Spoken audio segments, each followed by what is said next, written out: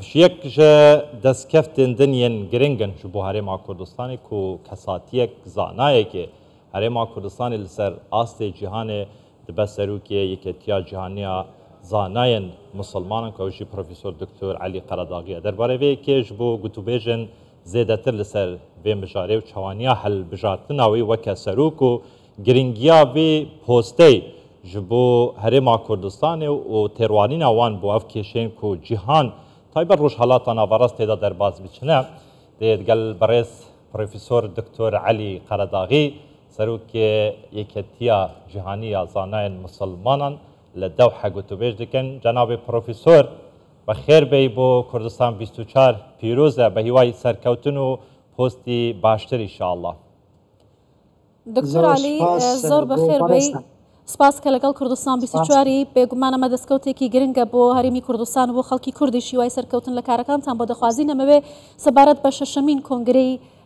یەکێتی جیهانی زانایانی مسلمان و هەڵبژاردننی بەڕێستان وەکو سەرۆکی ئەو یەکێتی قسەمان بۆ بکەی وەروها باس لە چۆنیەتی بەڕێوەچوونی پرۆسی هەڵبژاردنەکە بکەن. پێشەکی زۆر سوپاسی ئێوەی بەڕێز ئەکەیت بەخێر بێ ئەوە هەروەها زۆر سوپاسێکی گەرم بۆ جەنابی سەرۆک مەسعود بەرزانی کە ئەمڕۆ تەشریفی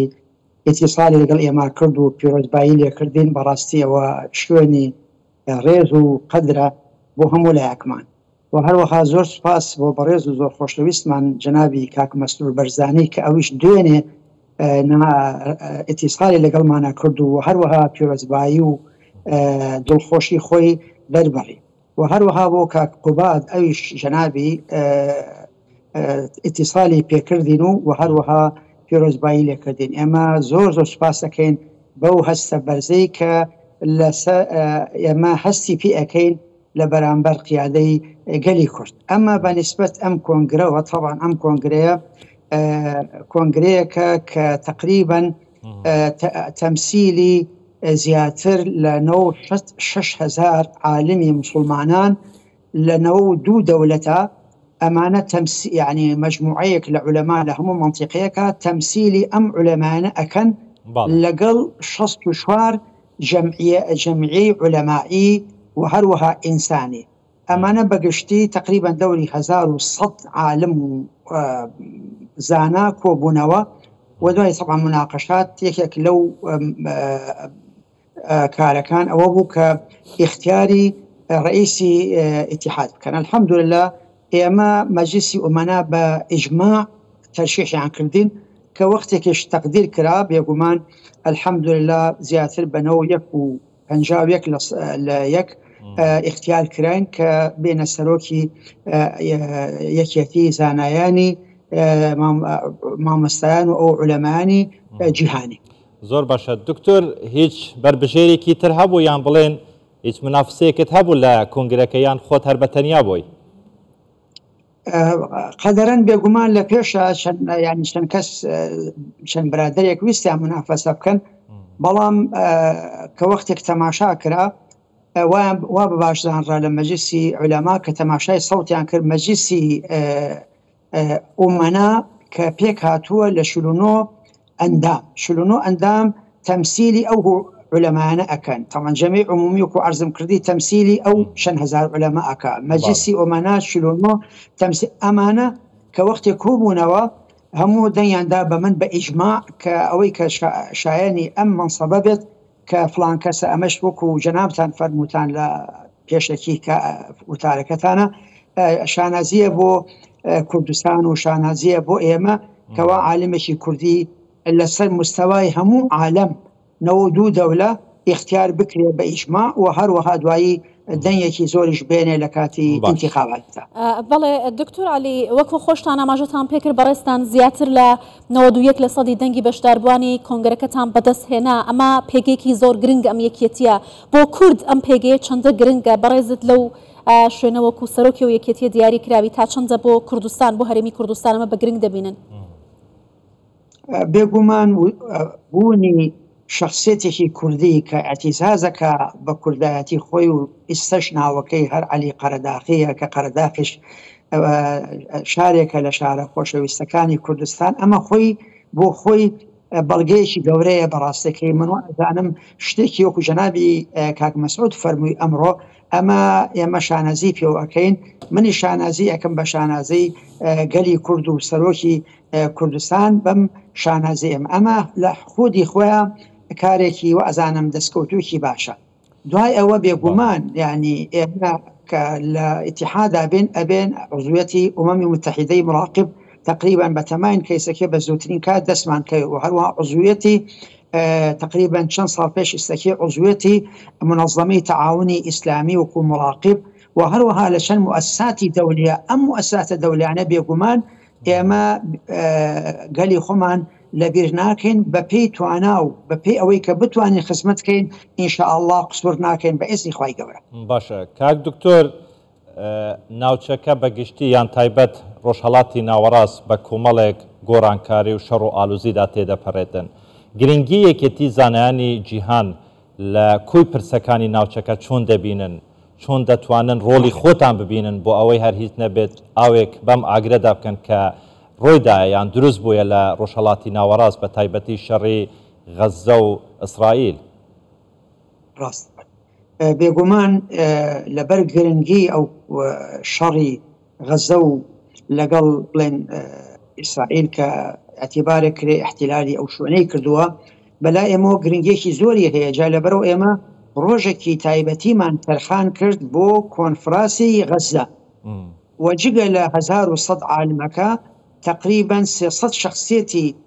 مەدەنی وەکو ئەوانەی کە تەمسیلی بەرلەمانی عەرەبی بەرلەمانی ئیسلامی و هەروەها بەعزە لە بەرلەمانی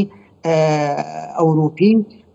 لە هەروەها وەکو جنوبی ئەفریقیا و چەند وڵاتێکی تریش بەشداریان کرد لە کۆنفراسی غەزە کە ڕۆژی سێشەمە بوو ئەوە بوو تقریبا 30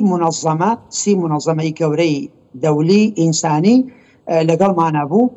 ئەو 30 منظەمەیە مناقەشەیان کرد ئیعلانێکی زۆر جوانان دەرخست کە پێ ئەوترێ ئیعلان الدوحە للتحالف الئینسانی إعلاني دوحة بوي كوا تحالفك إنساني نكبو غزة يما اقتراحمان بو للدفاع عن المظلومين أم إعلان يما بسي منظمي قورة دسما فكرت من وأزانم يما استاكيت هر أمره تقريبا دوري شخص حفتا نامه من بيقيشتوها يما وأزانين كبقينا 365 ببي تقديراتي أو برانا 365 منظمي دولي كأم منظمة تشكيل بك فيوتي إعلان الدوحة للتحالف الإنساني من وأزانم أوا كاريك زور ريكو بيك نكبو غزة إما يسكبو غزة بلام من اقتراح كرد واقتراح كان بلا وفسند بو وتمان بناوي همو مظلوم يكبت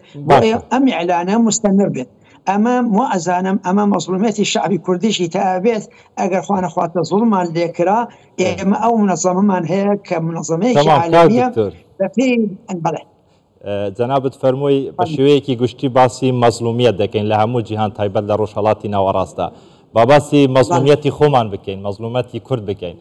ینی ئەگەر زۆریش باس نەکەین 100 ساڵ لەمەوە دواتە ئێستاش زوڵم لە کورد دەکرێت ستەم لە کورد دەکرێتن ینی ئێستاش لەگەری بە ئەو زوڵمە هەر بەردەوامە لەلایەن حکوومەتی عێراقەوە کە لە کورد دەکرێتن تو ئاگاداری کە دەمێکە شایستەدارەکانی هەرێمی کوردستان قوتی خەڵکی هەرێمی کوردستان لەلایەن عێراقەوە بدراوە بەهۆی هەندێک بابەتی سیاسیەوە ئێستاش لەگەری بە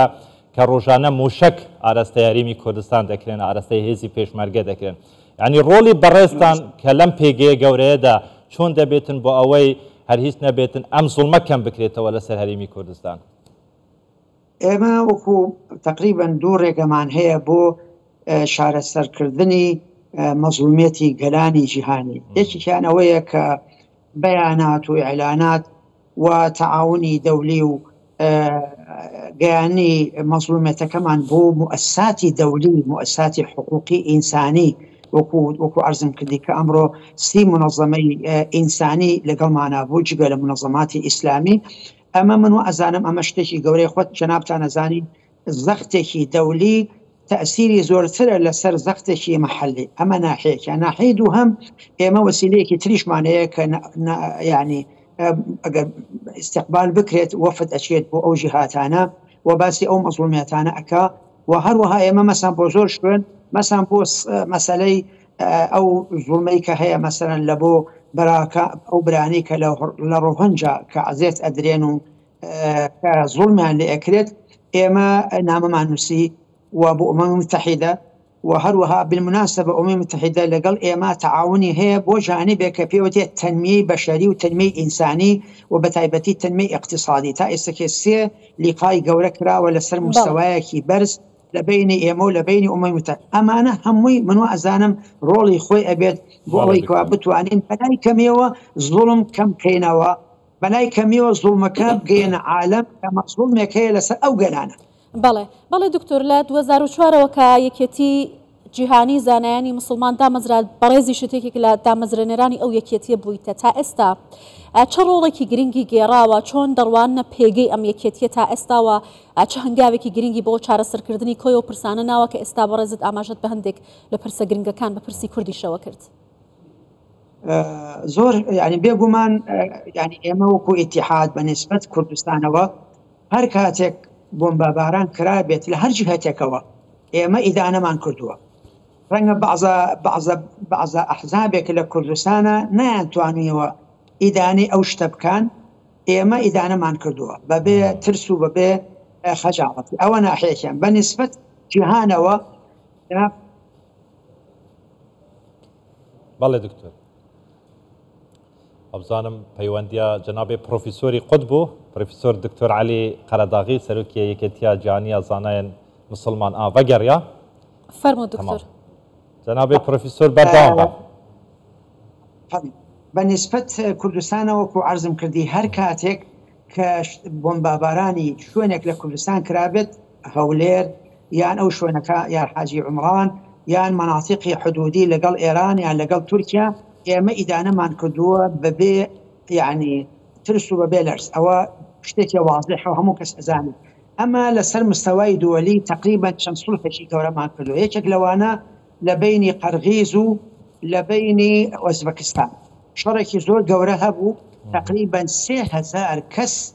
کوژرا و سووتات، چەندەها ماڵ سووتە. 2010 من لەگەڵ وەفتێکا ڕۆیشتین و لەگەڵ ڕئیسی حکومەت و هەروەها لەگەڵ معارەزە دانیشتین. الحەمدوللا گەیشتینە ئیتیفاقیەتێک کە لە 4 بەندی گەورە پێک هاتبوو، تەوقیعان کرد و داوامان کرد حکومەت الحەمدوللا ئەو سوڵحە شوێنی خۆی گرت. مەسەلەن لە داغستان شەڕێکی زۆر گەورە هەبوو لە بینی گەنجی پێوەتێ شەبابی مسلمان لەگەڵ حکومەتە. ئێمە شوین ئەو سوڵحەمان کرد و دەورمان هەبوو. ئەم مفاوەزات و ئەو سوڵحی کە لە دۆحە کرا بەڕاستیەکەی با علمی جەنابتان بێ، ڕەنگە من یەکەم جارە ئەو شتە بڵێم، ئێمە وەکو ئیتیحاد شخصی ئێمەش وەکو عەلی قەرەداغی ڕۆڵی خۆی هەبوو لە بیدایەتی مفاوەزات لە پێشە برا ئەفغانێک نان ئەویست ئەفوان بەس دقەیەک ئەو نیو دقەیەک نانەویست کەوا مفاوەزات کەن. ئێمە توانیمان کەوا کۆیان کەینەوە و الحەمدوللا مفاوەزات کراو و ناویش بۆ مفاوەزات. زۆر شتی زۆر هەیە، جگە لە جانبی علمی، جگە لە جانبی سیاسی، جگە لە جانبی اجتماعی. ڕۆڵی ئیتیحاد بەڕاستی زۆر زۆرە، پێویستەکە بە حەلقەیەکی زۆر تایبەتی و کەمتر نەبێ لە سەعاتێک. زۆر باشە. بەڕێز پرۆفیسۆر دکتۆر عەلی قەرەداغی سەرۆکی یەکێتیە جیهانن زاینی یەن مسلمانان کو لە داو حەدگەلمە بۆ گەلێکی سوپاس جەنابێ پرۆفیسۆر. زۆر سوپاس.